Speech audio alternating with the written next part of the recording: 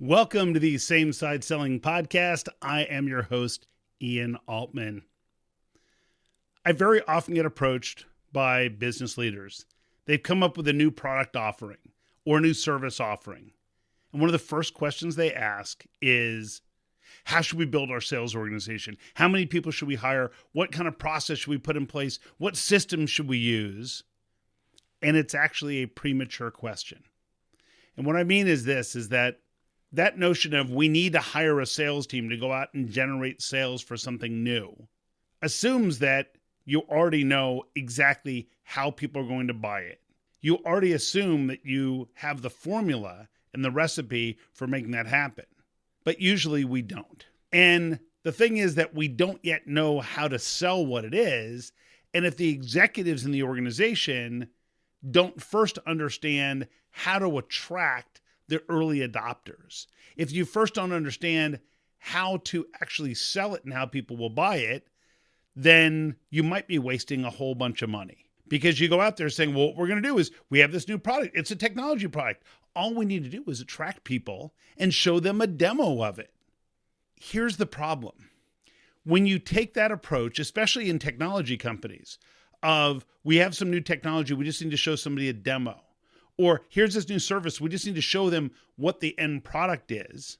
The mistake is that instead of focusing on what it is that you're selling, which nobody cares about, you need to look at it through the lens of your customer.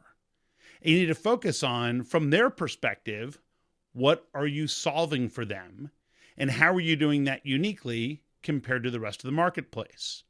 Very often, the reason we think someone should buy something is totally different than their perspective on why they should buy it. And the answer to that usually comes down to their perception of what you are solving. So, for example, if I was an IT services company, I might think, well, we offer IT services to law firms, and we help these law firms implement information technology, and we monitor their networks, and we monitor their systems, and we offer support to them.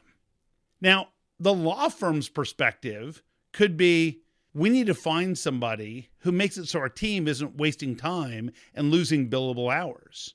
Which means if you reached out to law firms and said, we help with IT stuff, no one might care. But if you said, law firms come to us when they find their team is wasting a bunch of hours when they could be billable, instead dealing with their technology. Their systems are unreliable to the point that they can't get their work done, so there are hours that they can't bill their clients for because they're wasting time trying to find files or locate things that should be easily findable. And if they bill the client for that time, they might lose their business because the client would say, well, why did you bill me for 3 hours to find a file? That's your problem. But it's about shifting that focus. Now, once you figure that out, I want to give you kind of the 3-step process for how this works. So the first step when you introduce something new is you need key stakeholders. Your key executives in the organization need to work to build the recipe. So you're having those senior level contacts with other people saying, here's this new initiative we have. Here are the problems we believe it's solving. What do you think? And trying to build that language around what actually moves the needle for people deciding, yes, I want to buy this versus I don't want to give you the time of day. So we need to figure that out when you've got the most credibility with senior people on your team where you can reach out at a senior level to somebody else. If someone in sales calls to talk to a chief operating officer somewhere, they may not get through to them. If you are the chief operating officer of your company and you call up a chief operating officer of another company, you can say, hi, I'm the chief operating officer of XYZ company. And there's an offering that we're coming out with. We're trying to work on the messaging. I think it's a fit in your industry, but it may not be. I'd love to get a little bit of your input to make sure that we're not missing the boat on this. That type of conversation leads to us figuring out what the key motivators are for them, because we can have that executive do executive communication.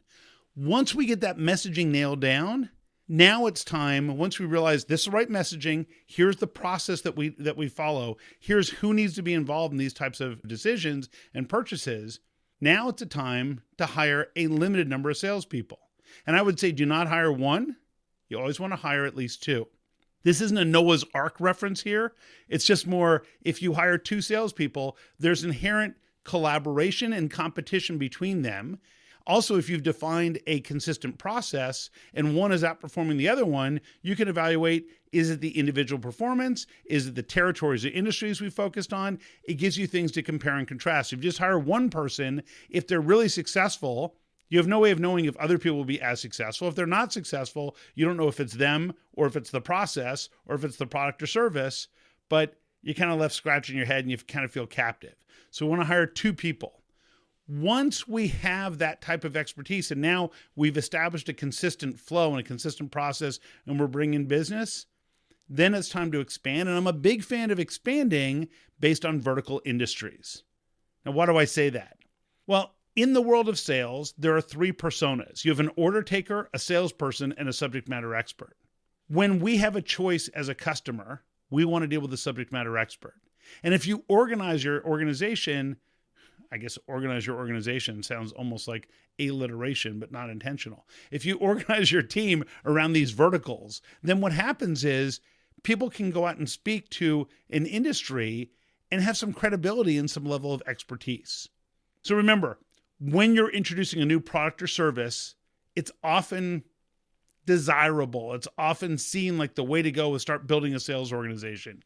Don't do that yet. Make sure the executives first get those early adopters in there who understand what the underlying process is, how people are going to make decisions and whether or not the messaging is correct. Then hire two people in sales once you've established that formula and try and replicate it through there. Once you have success with that, then it's time to add more of a sales organization grouped by vertical market or geography. And that way, those people can be seen as subject matter experts in that space. So next time you've got a new product offering, whether it's a product or service, try this formula, and I think you'll see much greater success. If there are topics you'd like to see, just drop me a note to ian@ianaltman.com, and I will see you on the next episode of the Same Side Selling Podcast. So long.